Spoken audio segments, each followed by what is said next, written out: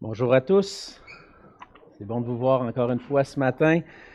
Merci à l'équipe de louanges encore une fois pour ces chants qui nous permettent de louer notre Dieu ensemble, puis aussi de préparer nos cœurs à recevoir la parole de Dieu. Et j'aime dire, et je suis convaincu, que le moment de la prédication, même si on n'est pas en train de chanter, c'est aussi un moment d'adoration, où nos cœurs sont ouverts devant la parole de Dieu et Dieu vient nous parler et on soumet nos cœurs à sa volonté.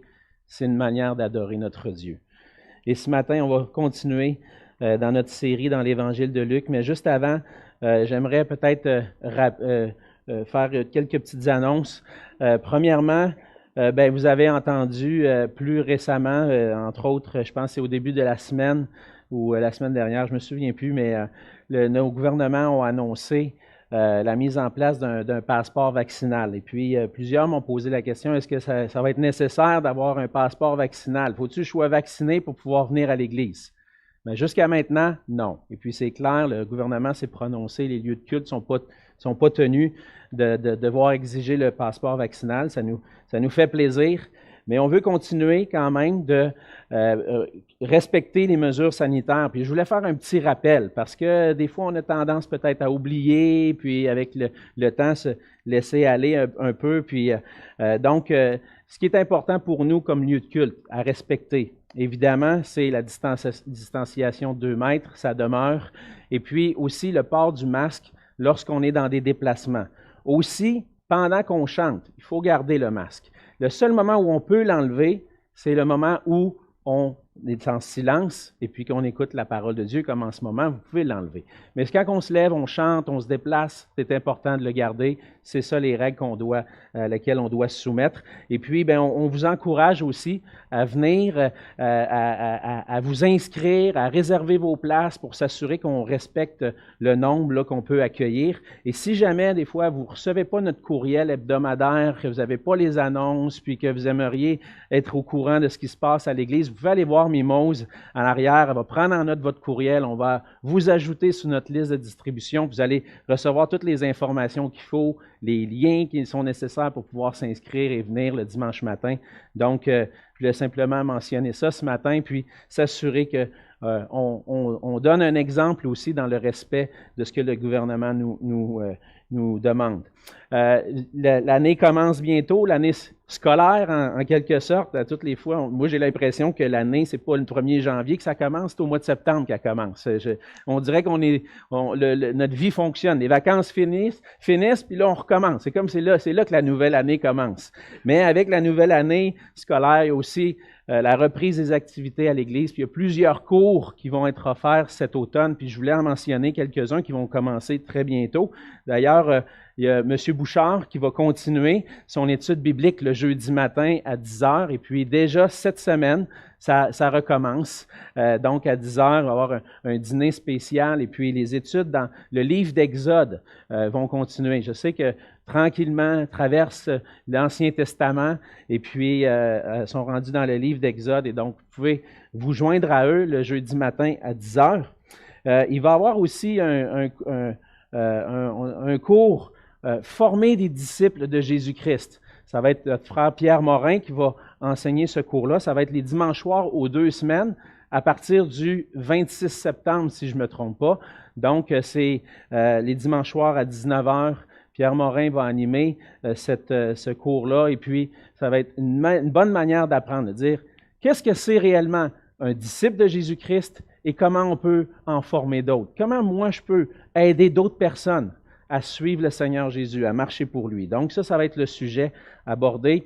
Et puis vous avez dans le courriel des annonces plusieurs cours Sembec qui ont été annoncés, mais je voulais mentionner celui que je vais animer le dimanche soir aux 2 semaines aussi. Donc, il va y avoir mon cours un dimanche, puis ça va être le cours de Pierre l'autre. On va s'alterner comme ça.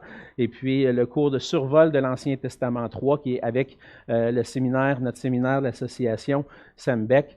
Et donc, on commence le 19 septembre. Et si ça vous intéresse, c'est sûr que avec Sembec, on va un petit peu plus loin, mais je connais des gens qui se sont joints à ces cours-là, ont beaucoup appris, qui ont beaucoup apprécié. Moreau, tantôt, m'en parlait encore. J'apprécie. On a approfondi la parole. Donc, si jamais ça vous intéresse, bien, venez me voir et puis je vais pouvoir donner plus de détails. Mais ce qu'on a à cœur, c'est vraiment de pouvoir apprendre, étudier la parole ensemble, qu'on puisse grandir dans notre vie et d'adoration pour le Seigneur. Alors, ce matin, on continue, comme je le disais, notre série dans l'Évangile de Luc et je vais vous demander de tourner avec moi dans l'Évangile de Luc au chapitre 10. L'Évangile de Luc au chapitre 10 et ce matin, on va lire les versets 17 à 24 dans Luc au chapitre 10. La parole de Dieu dit ceci. « Les 70 revinrent avec joie, disant, « Seigneur, les démons même nous sont soumis en ton nom. » Jésus leur dit, « Je voyais Satan tomber du ciel comme un éclair. Voici, je vous ai donné le pouvoir de marcher sur les serpents et les scorpions et sur toute la puissance de l'ennemi, et rien ne pourra vous nuire.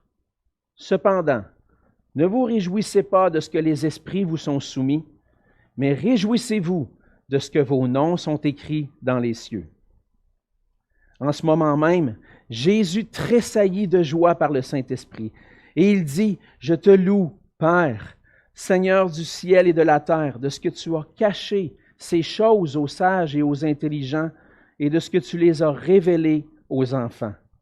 Oui, Père, je te loue de ce que tu l'as voulu ainsi. Toutes choses m'ont été données par mon Père, et personne ne connaît qui est le Fils si ce n'est le Père, ni qui est le Père si ce n'est le Fils, et celui à qui le Fils veut le révéler. » Et se tournant vers les disciples, il leur dit en particulier, « Heureux les yeux qui voient ce que vous voyez. Car je vous dis que beaucoup de prophètes et de rois ont désiré voir ce que vous voyez et ne l'ont pas vu, entendre ce que vous entendez et ne l'ont pas entendu. » On va se courber dans un mot de prière. Oui, Seigneur notre Dieu, oui, c'est dans ce temps d'adoration qu'on se place devant toi, dans ce temps d'adoration où on vient en ce début de semaine, Seigneur. On veut commencer la semaine en prenant du temps avec toi, en mettant ce temps à part pour toi, en fixant nos yeux sur toi, en célébrant, en chantant tes louanges, ta grandeur et ta bonté envers nous, et combien tu es un Dieu en qui on peut avoir confiance, qui nous garde, qui nous protège, qui console nos cœurs de jour en jour. Et Seigneur, on se réjouit de pouvoir te louer, de pouvoir être ensemble. Et on se réjouit aussi pour ta parole, Seigneur, que tu nous as laissée. Merci, Seigneur, pour le privilège qu'on a aujourd'hui, en 2021, de pouvoir avoir ta parole entre nos mains, Seigneur, de l'avoir par écrit dans un livre ou sur nos tablettes, nos appareils portables. Seigneur, longtemps dans l'histoire de l'Église, les chrétiens n'ont pas eu ce privilège. Et toi, tu nous donnes ce privilège-là. Et parfois, Seigneur, on peut le négliger, ce privilège. Mais on ne veut pas, Seigneur. On veut s'attacher à toi, s'attacher à ta parole. Et c'est ce qu'on veut faire ce matin. C'est ce qu'on veut t'exprimer ce matin. On veut se mettre à tes pieds et t'écouter. Et écouter ce que tu veux nous enseigner, Seigneur. Notre désir, c'est de te plaire, de vivre une vie qui est consacrée à toi et à ta gloire. Alors viens ce matin, Seigneur, par ta parole et par ton esprit, transformer nos cœurs pour que nous soyons soumis entièrement à toi et prêts à t'obéir, à te suivre, à vivre pour toi. Et c'est dans le nom de Jésus que je te prie. Amen. Amen. La vie nous apporte beaucoup de joie. Et la joie, c'est quelque chose qu'on voit, qui transparaît dans les Écritures.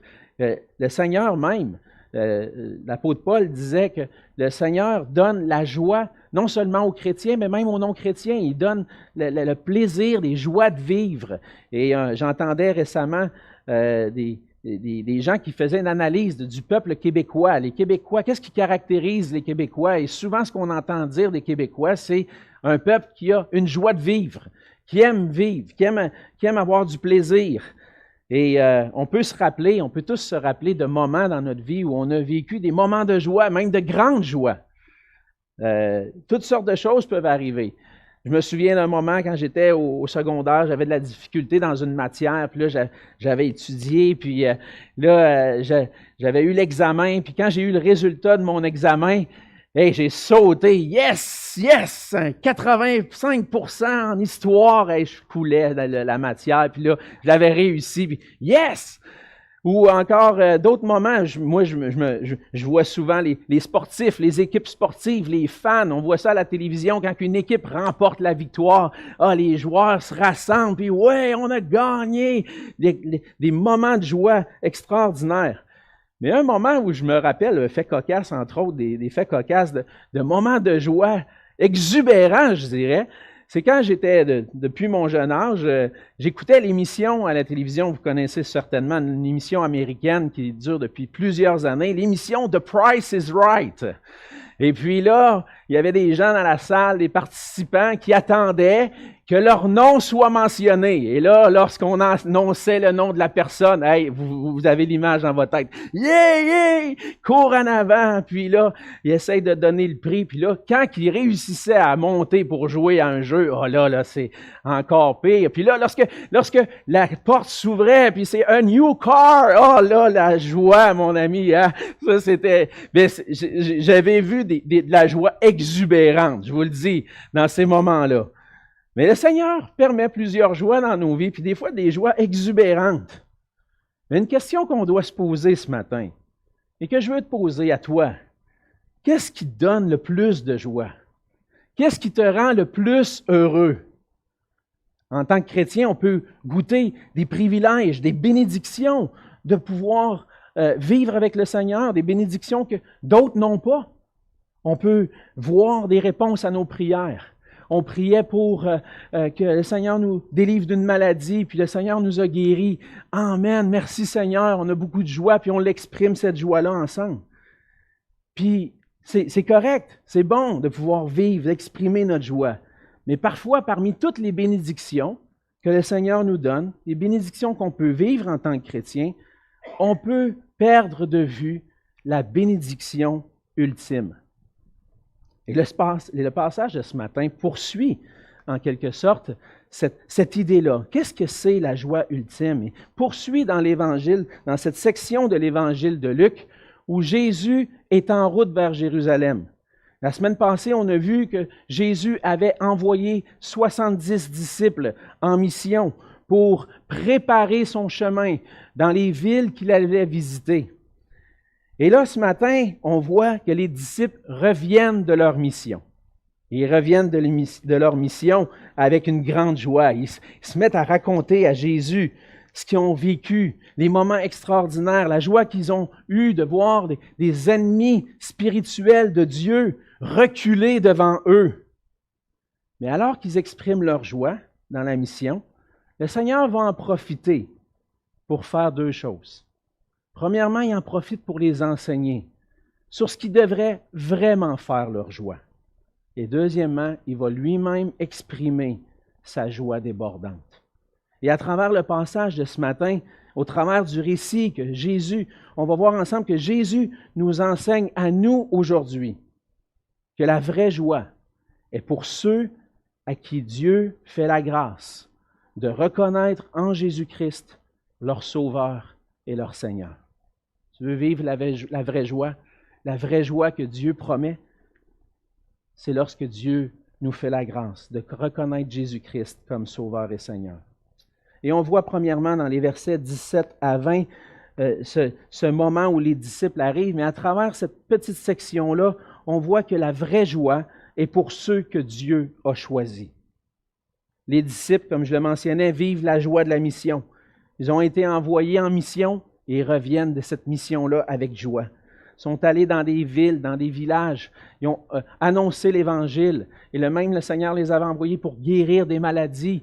Ils ont pu manifester que le royaume de Dieu s'approchait à travers la proclamation de l'Évangile, du fait que Jésus venait, que Jésus, le Messie, était là, qu'il allait venir, et prouver que la venue du Messie était bien réelle à travers des miracles. Ils ont opéré des miracles au nom du Seigneur Jésus, et ces miracles-là manifestaient que le royaume de Dieu s'était approché de son peuple. Et ce dont les disciples ont été témoins pendant leur mission leur procure une joie intense. Alors, ils donnent un compte-rendu à Jésus. C'est ce qu'on voit au verset 17. Ils sont revenus de la mission avec joie, puis il dit, « Seigneur, les démons même nous sont soumis en ton nom. » Ils ont vu des choses extraordinaires. Puis c'est quand même spécial. On peut se mettre dans leur peau, de vivre cette joie-là, de voir des gens qui étaient pris, possédés par des démons, puis prononcer une parole au nom de Jésus, puis de voir ces démons-là s'enfuir. Et là, lorsque les disciples annoncent ça, Jésus, il ne dit pas « Hey les boys, parlez-moi pas de ça. » Non, il en rajoute.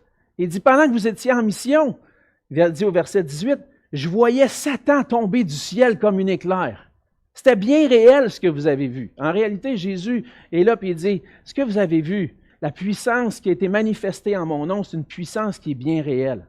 J'ai vu Satan tomber du ciel comme une éclair. » Et la vision que Jésus a eue alors que les disciples étaient en mission, est une vision de la défaite imminente de Satan. À travers la venue de Jésus-Christ, on l'a mentionné dans d'autres passages où Jésus a chassé des démons, à travers la venue de Jésus-Christ sur la terre, Dieu vient établir son royaume.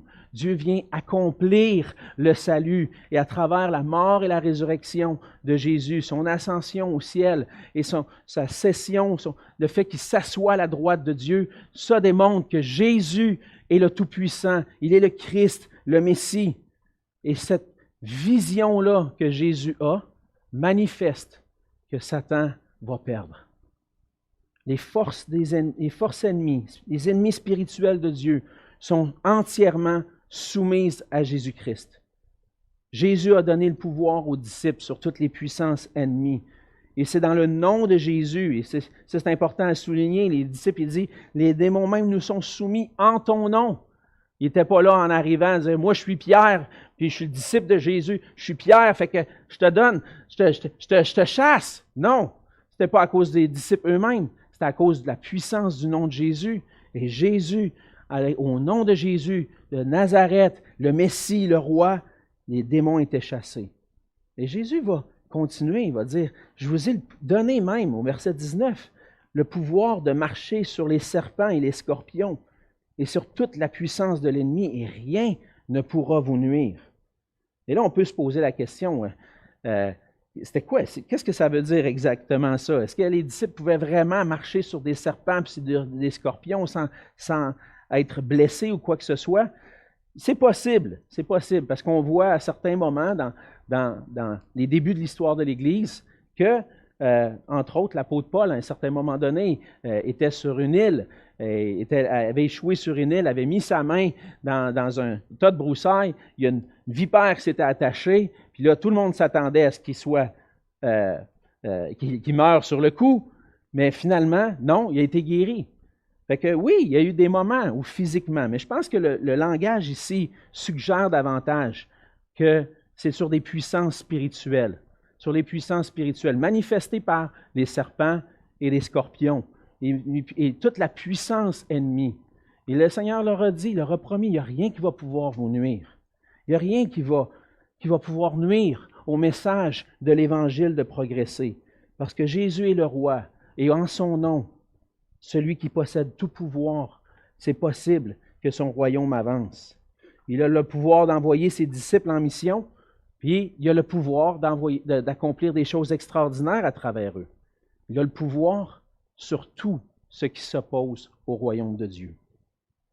Le passage ici ne rend pas gloire à ce que les disciples ont accompli. Ce passage-là rend gloire à Jésus-Christ, parce que c'est lui qui possède le pouvoir sur toutes choses.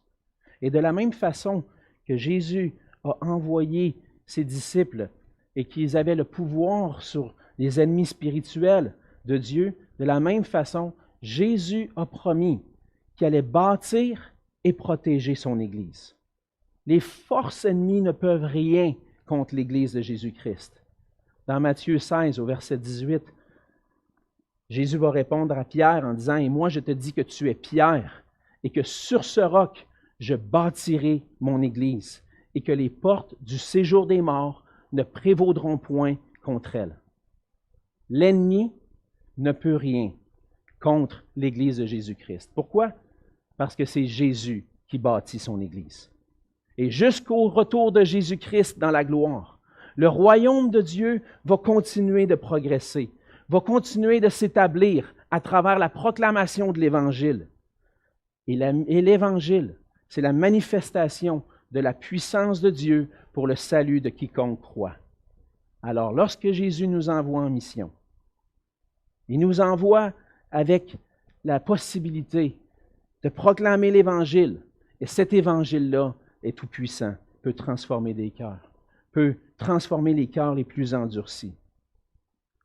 Malgré les choses extraordinaires que les disciples ont vues, malgré les choses extraordinaires que même comme disciples de Jésus-Christ et comme membres de l'Église de Jésus-Christ, on peut être témoin, la vraie joie, elle ne se trouve pas là. Ce n'est pas dans la puissance des chrétiens ou la puissance de Jésus envers les ennemis qui est notre joie. Mais là, Jésus va en prendre le temps, au verset 20, d'adresser quelque chose et dire que la vraie joie est pour ceux dont leurs noms sont écrits dans les cieux. Qu'est-ce que ça veut dire, ça? Qu'est-ce que ça veut dire? Jésus va même dire, jusqu'à dire au verset 20, « Ne vous réjouissez pas de ce que les esprits vous sont soumis. » Ne vous réjouissez pas de ça. Ne vous réjouissez pas des miracles extraordinaires et du fait que les démons vous sont soumis. Ce n'est pas de ça que vous devriez vous réjouir. Même l'expression ne peut pas nécessairement dire de ne pas exprimer de joie du tout. Mais la joie que vous exprimez de voir les choses extraordinaires se produire, ou même les démons soumis au nom de Jésus-Christ, cette joie-là, elle devrait être tellement minime à comparer à la joie d'avoir vos noms écrits dans les cieux. Et aujourd'hui, malheureusement, certaines églises vont mettre l'accent sur les manifestations extraordinaires, des dons de l'Esprit, puis ils vont chercher à se réjouir par l'accomplissement de miracles, ils vont attirer l'attention sur les miracles, alors que Jésus, lui, est en train de détourner l'attention de ça. C'est vrai ce qui s'est passé. C'est vrai que la puissance de Dieu s'est manifestée. Mais qu'est-ce qui est plus important que ça encore? C'est de savoir que nos noms sont écrits dans les cieux. Réjouissez-vous. Réjouissez-vous de ça. Cette expression-là de savoir que nos noms sont écrits dans les cieux vient faire référence à une réalité qui est déjà révélée dans l'Ancien Testament. Que Dieu possède un livre qui contient les noms de tous ceux qui lui appartiennent. On voit déjà cette idée-là apparaître dans le livre d'Exode, à travers Moïse, dans Exode 32, les versets 31 à 33. On voit ceci lorsque Moïse retourna vers l'Éternel et dit, « Ah, ce peuple a commis un grand péché. Ils se sont fait un Dieu d'or. Pardonne maintenant leurs péchés. Sinon, efface-moi de ton livre que tu as écrit. » L'Éternel dit à Moïse, « C'est celui qui a péché contre moi que j'effacerai de mon livre. » David va faire référence à ça aussi dans les psaumes, quand il implore un jugement contre ses ennemis. Mais je pense qu'à travers David, on voit aussi l'idée d'un roi, l'idée d'un roi qui va venir et qui va combattre ses ennemis en Jésus-Christ. Mais dans le psaume 69, verset 29, David écrit « Qu'il soit effacé du livre de vie et qu'il ne soit point inscrit avec les justes. » Juste avec cette expression-là, on voit que ceux qui sont inscrits dans le livre de vie, ceux qui vont demeurer inscrits dans le livre de vie, ce sont ceux qui sont trouvés justes devant Dieu. Apocalypse 3, verset 5 va continuer. Jésus lui-même, c'est la parole de Jésus dans la vision que Jean a, il dit « Celui qui vaincra sera ainsi revêtu de vêtements blancs. Je n'effacerai point son nom du livre de vie, et je confesserai son nom devant mon Père et devant ses anges. » Avoir son nom inscrit dans le livre de vie veut dire qu'on fait partie de ceux que Dieu considère comme ses enfants, que Dieu considère comme justes devant lui. Et ce sont ceux pour qui Jésus va se lever à la fin et les défendre. Pourquoi? Parce qu'ils ont été trouvés justes devant Dieu. Et le livre de vie, c'est le recensement des noms de tous ceux qui appartiennent au Seigneur. Et ce livre-là est écrit depuis la fondation du monde. Dieu connaît ceux qui lui appartiennent. Dans Apocalypse 13, verset 8 et 17, verset 8, si vous voulez le prendre en note, c'est là que cette idée-là est décrite. Ceux qui sont écrits dans le livre de vie de l'agneau qui a été écrit avant la fondation du monde. Donc, dans le livre de vie sont les noms de tous ceux que Dieu a choisis. La joie de faire partie du royaume de Dieu puis d'avoir part à la vie éternelle, donc, surpasse la joie d'être témoin de miracles. Ce qui importe le plus, ce n'est pas les miracles, mais qu'on appartienne au Seigneur.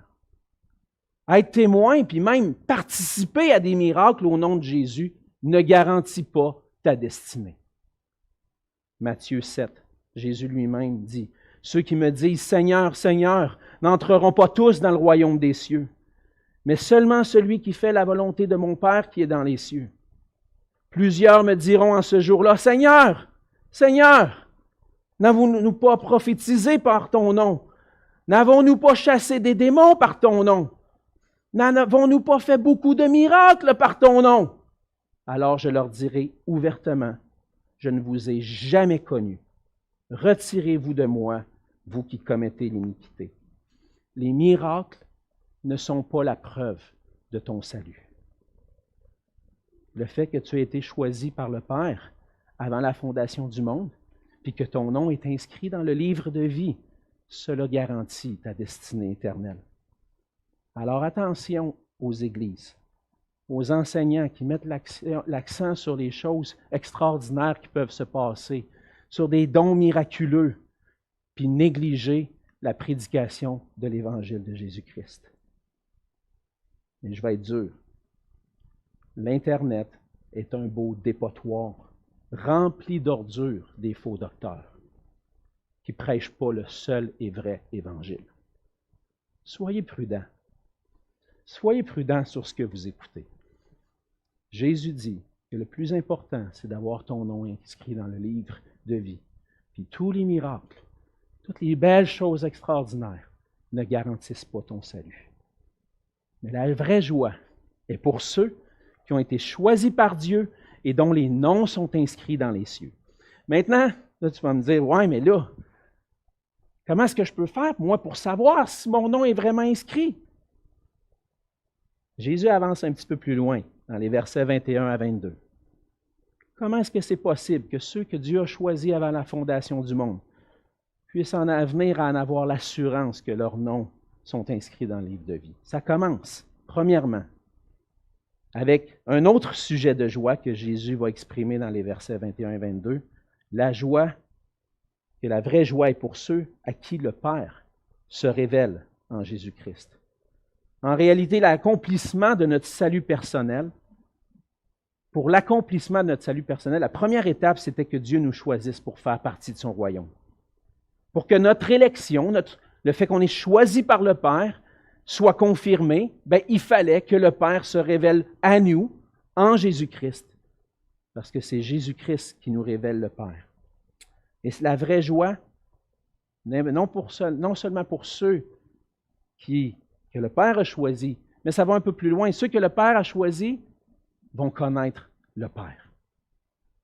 Jésus va offrir des louanges au verset 21. On voit que en ce moment même, lorsque Jésus parle de ceux dont le nom est inscrit dans les cieux, son esprit est animé. Il vit une grande joie. C'est comme si Price is Right vient d'appeler son nom. Encore plus même. Il dit, Seigneur, je pense à tous ceux dont le nom est inscrit dans les cieux, puis je te loue. Je te loue. Père, Seigneur du ciel et de la terre, de ce que tu as caché ces choses aux sages et aux intelligents, et de ce que tu les as révélées aux enfants. Oui, Père, je te loue de ce que tu l'as voulu ainsi. Et Jésus exprime sa joie, poussée par l'Esprit. Le Père est à l'honneur. Jésus rend gloire au Père du fait que certaines choses ont été révélées aux plus humbles. Le Fils reconnaît la souveraineté de Dieu en disant, je te loue, Père, Seigneur du ciel et de la terre. Jésus exprime que Dieu est celui qui a le contrôle sur toutes choses et c'est lui qui a le pouvoir de décider tout ce qui va arriver. Et le Saint-Esprit vient placer cette parole de louange-là dans le cœur de Jésus et qui nous révèle qu'il y a certaines personnes qui ne vont pas saisir les choses de Dieu, puis d'autres qui vont les saisir. Jésus se réjouit que Dieu ait choisi de cacher la gloire du royaume de Dieu aux sages et aux intelligents. Les sages et les intelligents, du point de vue humain, du point de vue de Dieu, ce sont ceux qui sont orgueilleux. La sagesse, l'intelligence, d'un point de vue humain, provoque l'orgueil. On le voit, entre autres, Paul va beaucoup développer ça dans 1 Corinthiens 1. On a vu ça l'an dernier, lorsque j'ai commencé le ministère ici, on a regardé 1 Corinthiens 1 à 4 et Paul adresse ça, c'est l'Évangile est de la folie pour les sages puis les intelligents de ce monde. Et ceux qui pensent, qui connaissent la parole de Dieu parfaitement, entre autres les judaïsants, les scribes, les pharisiens qui pensaient avoir de la connaissance, c'est même un scandale pour eux, Jésus-Christ, le royaume de Dieu. Et là, le Seigneur Jésus, il dit, tu as caché ces choses-là à ceux qui, par leur sagesse, leur intelligence, se sont enorgueillis. Mais à ceux qui sont humbles, tu leur as fait la grâce de voir les gloires du royaume de Dieu. Et donc, ceux qui se croient sages et intelligents, qu'est-ce qui arrive? Ils vont rejeter les choses de Dieu. Et on l'a vu jusqu'à maintenant, les scribes, les pharisiens ont rejeté Jésus-Christ. Ils n'ont pas voulu le connaître. Et lorsque l'Évangile va être proclamé dans l'Empire romain, en Grèce, les philosophes, les grands philosophes de cette époque-là vont rejeter l'Évangile. C'est de la folie pour eux. De sa propre volonté, le Père révèle la gloire de Dieu, la gloire du royaume aux plus humbles. Et le Père a choisi ceux à qui il veut révéler ces choses. Ceux à qui sont révélés sont ceux qui vont être prêts à recevoir humblement le royaume de Dieu. Et par cette révélation spéciale, par cette illumination de l'Esprit Saint qui va provoquer dans leur cœur que lorsqu'ils vont voir Jésus-Christ, entendre parler de Jésus-Christ, ils vont le reconnaître comme le Christ, le Messie et le Sauveur. Et ça, ce n'est pas donné à tous. C'est donné à ceux qui viennent humblement à Dieu. Le Père révèle sa gloire aux humbles qu'il a choisis. Le Père, Jésus va poursuivre dans le verset 22, « Toutes choses m'ont été données par mon Père, et personne ne connaît qui est le Fils si ce n'est le Père, ni qui est le Père si ce n'est le Fils et celui à qui le Fils veut le révéler. » Donc le Père est souverain sur toutes choses. On l'a déjà mentionné. À lui appartient toute chose. Il est Seigneur du ciel et de la terre. Il n'y a rien qui ne se soit pas soumis à sa volonté. Et le Père, verset 22, va donner toutes choses, l'autorité, le pouvoir sur toutes choses au Fils. Le Père donne au Fils, le Fils reçoit du Père et le Fils règne en souverain sur la création. Le Fils exerce son pouvoir sur la création à travers le fait qu'il va révéler le Père à ceux qu'il a choisis. Personne ne connaît le Fils si ce n'est le Père, ni qui est le Père si ce n'est le Fils. Donc, il y a Jésus qui connaît le Père. Mais qui d'autre va connaître le Père? Celui à qui le Fils veut le révéler. Pour qu'on puisse connaître le Père, c'est parce que le Fils a voulu nous le faire connaître. Le Fils connaît le Père depuis toute éternité. Entre eux, entre le Père, le Fils, le Saint-Esprit, existe la relation d'amour plus parfaite depuis toute éternité. Dieu, dans sa gloire, est un Dieu d'amour et exprime cet amour-là entre les personnes de la Trinité depuis toute éternité. Le Fils connaît intimement le Père. Et si on peut connaître le Père, c'est parce que le Fils est venu dans le monde pour nous le révéler. Et c'est seulement par grâce qu'on peut connaître Dieu en Jésus-Christ. Aujourd'hui, on n'est pas en présence de Jésus comme les disciples étaient en présence de Jésus. Alors, comment est-ce que je peux connaître le Père? On le dit, c'est à travers Jésus-Christ. Mais là, Jésus n'est pas là. Qu'est-ce que je vais faire? Comment est-ce que je peux connaître Jésus-Christ? Comment est-ce que je peux connaître le Père? Mais par sa grâce, le Seigneur nous a donné sa parole. Et dans sa parole, Dieu nous révèle son plan parfait pour nous. La parole nous parle du Père. La parole nous parle de Jésus-Christ qui nous a révélé le Père. Et lorsque nous plongeons nos regards dans la parole, qu'on prend le temps de chercher avec un cœur humble, à essayer de la comprendre, Dieu peut faire une œuvre spéciale. Le Fils peut nous révéler le Père à travers l'Écriture. Et c'est à travers le Saint-Esprit qui illumine nos cœurs, notre intelligence, pour qu'on puisse saisir les choses cachées. Par le Fils, le Père se révèle à ceux qu'il a choisis pour son royaume. Le Père a choisi ceux qui lui appartiennent et leurs noms sont inscrits dans le livre de vie. Maintenant, après, qu'est-ce que ça prend? Ça prend le Père qui envoie le Fils pour se faire connaître. Se faire connaître à ceux qu'il a choisis. Et il manque une étape. Et c'est la réponse à cette révélation-là que le Père fait à travers Jésus-Christ. Et c'est pour ça, troisièmement, qu'on voit que la vraie joie est pour ceux qui reconnaissent en Jésus-Christ leur Sauveur et leur Seigneur. Jésus va continuer en se tournant vers ses disciples. Il va se tourner vers eux au verset 23. Il va leur dire en particulier, donc on peut comprendre qu'avant, peut-être qu'il était devant un plus grand groupe, puis là, il va prendre ses disciples à part. Puis il va leur dire, « Heureux les yeux qui voient ce que vous voyez. Car je vous le dis, que beaucoup de prophètes et de rois ont désiré voir ce que vous voyez et ne l'ont pas vu, entendre ce que vous avez entendu, entendre ce que vous entendez et ne l'ont pas entendu. » Les prophètes, les rois, dans l'Ancien Testament, attendaient la venue du Messie. L'Ancien Testament annonçait la venue du roi qui allait venir pour régner. Et Dieu a progressivement révélé son plan dans l'Ancien Testament par la bouche des prophètes. Dans Hébreux 1, au verset 1, ça dit qu'après avoir autrefois parlé à nos pères par les prophètes, Dieu, dans ces derniers temps, nous a parlé par le Fils. Ouais, mais entre le temps des prophètes puis le temps que le Fils vienne, il y en a qui attendaient quelque chose. Dieu avait annoncé quelque chose. Puis il y en a qui attendaient le Messie. Quand est-ce qu'il va venir? Le peuple d'Israël a vécu toutes sortes d'épreuves, a été déporté, a été ramené, s'est restauré, mais attendait toujours la venue d'un Messie. Dans 1 Pierre 1, verset 10, Pierre nous dit que les prophètes qui ont prophétisé touchant la grâce qui vous était réservée ont fait de ce salut l'objet de leurs recherches et de leurs investigations.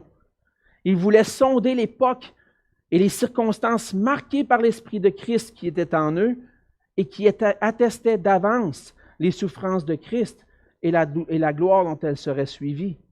Il leur fut révélé que ce n'était pas pour eux-mêmes, mais pour vous qu'ils étaient les dispensateurs de ces choses, que vous ont annoncé maintenant ceux qui vous ont prêché l'Évangile par le Saint-Esprit envoyé du ciel, et dans lesquels les anges désirent plonger leur regard. Quand on vous dit que quelque chose de merveilleux va se passer, on vous dit d'avance. Je peux penser souvent, c'est souvent l'exemple qui me vient à l'esprit, c'est ton enfant te demande un cadeau à Noël, puis tu dis, ouais, à Noël, là, je vais t'offrir ça. Des fois, on ne le dit pas, on garde la surprise, mais des fois, on peut le dire. Là, il attend Noël. Hein? Il attend que Noël arrive pour dire « Enfin, j'ai ce que j'ai tant voulu! » Placez-vous dans la peau des prophètes, des rois de l'Ancien Testament. On annonce un Messie, un roi qui va délivrer Israël, un roi qui va venir pour souffrir, mourir, restaurer toutes choses. On attend ces choses-là. On attend, puis c'est pas arrivé. Et là, les disciples de Jésus sont placés devant cette promesse-là qui s'accomplit. Sont devant Jésus-Christ, sont devant cette promesse-là. Puis, des fois, ils ne saisissent pas tout. C'est quoi qui se passe? Mais Jésus leur dit, « Heureux les yeux qui voient ce que vous voyez. Heureux les yeux qui voient le royaume de Dieu arriver par moi, par Jésus-Christ. » Parce qu'il y en a qui ont tellement désiré ça, puis ils ne l'ont pas vu. Vous ne réalisez pas le cadeau que vous avez. La bénédiction divine, la joie est pour ceux qui ont part aux promesses de Dieu.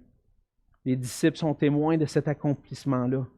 Et les disciples ont devant eux un trésor caché, mais réservé pour eux, puis réservé pour tous ceux qui appartiennent au Seigneur. Le Seigneur Jésus, c'est le roi précieux. C'est le cadeau de Noël le plus précieux qu'on n'aura pas pu avoir. C'est l'accomplissement de toutes les promesses de salut de Dieu. Et là, devant eux, devant les disciples, tout ce qu'on est en train de dire, tout ce qu'on on voudrait dire, voici votre roi sauveur, celui que vous attendiez. Il est là. Il y en a qui ne comprennent pas. Il y en a qui comprennent.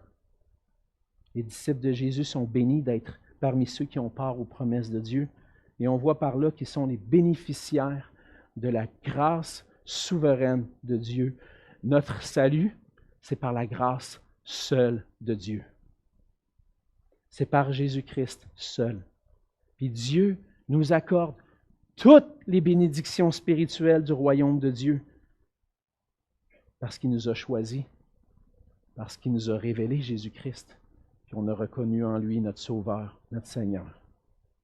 Notre salut, c'est l'œuvre de la grâce souveraine de Dieu. Il nous a choisis, il nous a révélé Jésus-Christ et il ouvre nos yeux pour qu'on puisse dire « Jésus, mon Sauveur, mon Seigneur ». Mais c'est juste en reconnaissant Jésus comme le Sauveur et Seigneur qu'on peut vraiment goûter les bénédictions spirituelles. Alors, je reviens à cette question-là parce que cette question-là inonde l'Évangile de Luc. Qui est Jésus pour toi? Si tu déclares par la foi de tout ton cœur, Jésus-Christ est mon Seigneur, mon roi. Puis si tu persévères dans l'obéissance à sa parole, tu vois par là le fruit de l'Esprit dans ta vie. Le Saint-Esprit confirme à ton cœur que tu es un enfant de Dieu. Comment je fais pour savoir si mon nom est inscrit dans le livre de vie? Le Saint-Esprit rend témoignage à mon esprit que je suis un enfant de Dieu. Ça se manifeste à travers une soumission entière à Jésus-Christ, de voir en lui mon salut et passer à l'obéissance, le suivre. Si tu ne reconnais pas Jésus-Christ comme sauveur et roi, tu ne peux pas avoir part aux bénédictions du royaume. Jésus est le roi sauveur qui vient nous révéler le Père et qui accomplit notre salut. Par sa mort et sa résurrection, Jésus-Christ a tout accompli. Il a tout accompli ce qui était nécessaire pour qu'on puisse être réconcilié avec Dieu, parce que par nature, on est pécheur. On ne peut pas entrer dans la présence de Dieu. Par nature, on est aveuglé, on ne voit pas notre état spirituel. On pense qu'on est correct, on pense qu'on n'a pas besoin de Dieu. Mais quand tu viens au Seigneur, c'est là que tu réalises, j'avais tellement besoin de ça avant, puis je ne m'en rendais pas compte. Pourquoi? Parce qu'un jour, le Seigneur il a allumé la lumière dans nos cœurs pour qu'on puisse saisir Jésus est mon Sauveur. C'est lui le Seigneur, puis je dois soumettre ma vie à lui. Le péché se manifeste par une rébellion, mais Jésus est allé jusqu'à la croix. Il a pris sur lui nos péchés. Il a été puni à notre place. Il a reçu la punition qu'on méritait pour que maintenant, en lui, on puisse avoir le pardon des péchés. En mourant à la croix, Jésus a manifesté l'amour et la justice de Dieu. En ressuscitant des morts, il a montré qu'il y avait eu la victoire sur le péché, sur ma rébellion. Puis que maintenant, en me tournant vers lui, je peux être libéré de ça et saisir la grâce. Alors Jésus dit, « Heureux les yeux qui voient ce que vous voyez. » Et nous, on peut être heureux si on a reconnu Jésus comme notre Sauveur, notre Seigneur. La vraie joie est pour ceux qui reconnaissent Jésus-Christ comme Sauveur et Seigneur. Quelle est la joie qui t'anime jour après jour? Es-tu heureux à cause de ce que Dieu te donne, de toutes les bénédictions, la guérison d'une maladie, ou une bénédiction matérielle, une nouvelle voiture, ou une maison, ou peut-être parce que tu as une épouse, vous avez un beau couple, des enfants, une belle famille? Qu'est-ce qui te rend réellement heureux? Es-tu heureux parce que Dieu accomplit des miracles dans ta vie? Le Seigneur nous rappelle, réjouissez-vous de ce que vos noms sont écrits dans les cieux. La plus grande bénédiction, c'est de connaître Dieu et Jésus-Christ, puis de savoir qu'on lui appartient. C'est facile à oublier. C'est facile de remplacer la vraie joie par toutes sortes d'autres joies. Le Seigneur nous rappelle, réjouissez-vous aujourd'hui que vos noms sont écrits dans les cieux. Puis comme Jésus a loué le Père, lui a adressé des louanges, a loué le Père d'avoir fait connaître sa puissance et son salut, nous aussi on veut le louer, l'adorer, parce qu'on a cette assurance qu'on lui appartient. Frères et sœurs, réjouissons-nous ensemble de la part que nous avons, au royaume de Dieu, puis au fait que nos noms sont écrits dans le livre de vie et qu'on a la joie de lui appartenir. Prions ensemble. Seigneur notre Dieu, on voit à travers ce passage, Seigneur, que c'est seulement par grâce que nous sommes sauvés. Oui, des fois, c'est difficile à entendre toute cette idée-là que Dieu en a choisi certains, a caché des choses à d'autres. On ne comprend pas toujours dans les détails ton plan, Seigneur, mais c'est ce que ta parole nous révèle. Puis pour nous qui avons goûté ta grâce, Seigneur, on veut se réjouir de ça. Se réjouir de savoir qu'on t'appartient. On te remercie, Seigneur, de nous avoir choisis. On te remercie de t'être révélé à nous en Jésus-Christ, de nous avoir fait connaître ton amour pour nous. Et on te remercie de nous avoir ramenés jusqu'au point de reconnaître Jésus-Christ comme le seul Seigneur, le seul Sauveur, par qui on peut être réconcilié avec toi. Tout ça, c'est par ta grâce souveraine, Seigneur, et c'est ce qu'on veut faire, Seigneur, se réjouir dans cette grâce souveraine que tu as accompli notre salut et que tu l'as appliqué à nous, Seigneur. Aide-nous à nous réjouir de cette joie merveilleuse, Seigneur, cette joie débordante. Puisses-tu recevoir de nos cœurs la louange et la gloire, parce que nous t'appartenons. C'est dans le nom de Jésus que je te prie. Amen.